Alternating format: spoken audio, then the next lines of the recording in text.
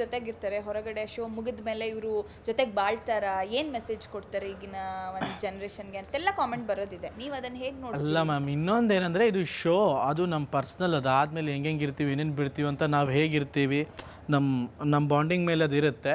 But ಈ ಶೋಗಾದಮೇಲೆ ಜೊತೆಗಿರ್ತೀವಿ ಅಂತ ಏನು ಮದುವೆ ಗಿದ್ವೆ ಅದೆಲ್ಲ ಹೇಳ್ತಾರಲ್ಲ, ಇದು ಶೋ ಥರ ನೋಡಿ ನೀವು. ಆ ಬೊಮ್ಮೆ ಹಂಗೆ ಹೋಗ್ಬಿಟ್ಟು ಶೋಲಿ ಒಬ್ಬರು ಮೆಂಟರ್ ಆಗಿ ಒಬ್ಬರು ಹುಡುಗಿ ನಮ್ಮನ್ನು ಏನೂ ಗೊತ್ತಿಲ್ಲದಿರೋ ಹುಡುಗನಿಗೆ ಒಂದು ಪಾಠ ಹೇಳ್ಕೊಡೋ ಒಂದು ಕಾನ್ಸೆಪ್ಟ್ ಇದು. ಸೊ ಅದನ್ನು ನಡೀತಿದೆ. ನೀವೇ ಪ್ರೀತಿ ಮಾಡೋದು, ಅದನ್ನು ನೀವೇ ಮತ್ತೆ ಬಾಳ್ತಾರ ಗೀಳ್ತಾರ ಅಂತ ಬಾಳ್ತೀವಿ ಅಂತ ಎಲ್ಲೂ ಇನ್ನೂ ಹೇಳೂ ಇಲ್ಲ, ಆಯಿತಾ? ಅದೆಲ್ಲ ಸುಮ್ಮನೆ ನೀವೇ ಅನ್ನೋದು. ಬಟ್ ಅದೆಲ್ಲ ಅಲ್ಲ. ನಿಮ್ಮ ಮನಸ್ಸು ಹೇಗಿರುತ್ತೆ, ನೀವು ಮನಸ್ಸಿಂದ ಸ್ವಚ್ಛ ಮನಸ್ಸಿಂದ ನೋಡಿದ್ರೆ ಸ್ವಚ್ಛವಾಗಿ ಕಾಣುತ್ತೆ. ಬಟ್ ನೀವು ಹಂಗೆ ತೊಗೊಂಡ್ರೆ ಹಂಗಿರುತ್ತೆ.